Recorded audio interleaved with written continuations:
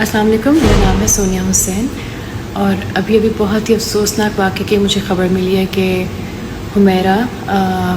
جو کہ ہماری انڈسٹری سے ہی تھیں اور ایک ٹک ٹاکر اور ایکٹر رہ چکی ہیں، ان کی ابھی بہت ہی افسوسناک طریقے سے ڈیتھ ہوئی ہے اور پتہ لگا ہے مجھے کہ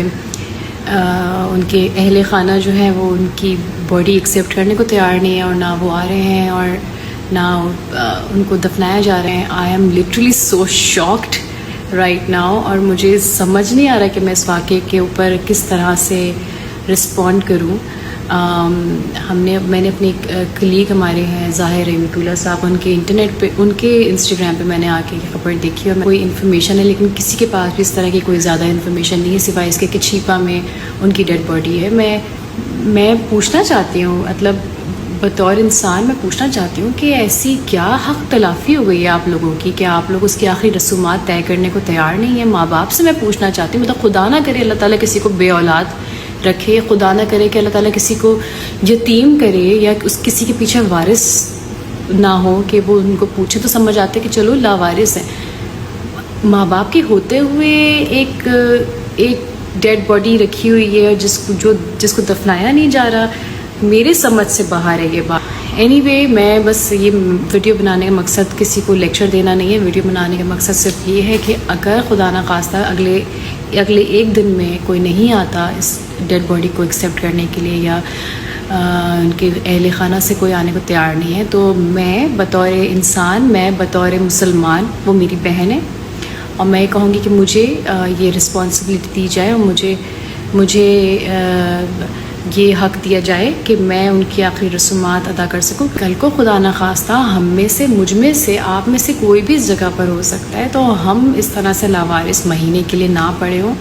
اور میری ریکویسٹ ہے سارے لوگوں سے کہ اگر آپ پوری دنیا کو چلو نہیں کیٹر کر سکتے، پوری دنیا کو نہیں پوچھ سکتے، تو ایٹ لیسٹ آپ کے جو گھر والے ہیں، ایٹ لیسٹ آپ کے جو پڑوسی ہیں، آپ کے مطلب آپ کے آس پاس جو نیبر میں جو رہتے ہیں، آپ کے کلوز فرینڈز ہیں،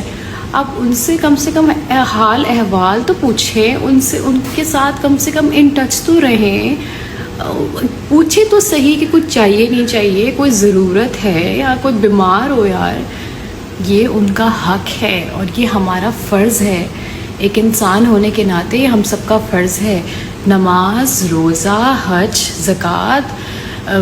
جتنے بھی حقوق اللہ نے جو ارکان ہیں وہ حقوق اللہ ہیں، لیکن حقوق اللہ جب تک ایکسیپٹ نہیں ہوگا، جب تک آپ حقوق العباد نہیں نبھائیں گے. یہ اللہ تعالیٰ نے کہا ہے، حقوق العباد سب سے پہلے ہے. تو پلیز اپنے بہن بھائیوں کو، اپنے ماں باپ کو، اپنے دوستوں کو، اپنے پڑوسیوں کو، سب کو پوچھیں، ان کا خیال رکھیں، ان کو فون کریں. کوئی بات نہیں ہے، فون کر کے ویسے ہی پوچھ لیں بھائی ٹھیک ہو، کسی چیز کی ضرورت تو نہیں ہے، تاکہ آج کے بعد یہ واقعہ یا اس طرح کے کوئی بھی واقعات ہمارے سامنے پیش نہ ہو اور اس طرح کی پھر کوئی عائشہ جی جیسا یا پھر کوئی حمیرہ جیسا واقعہ پھر سے نہ ہمارے سامنے آئے.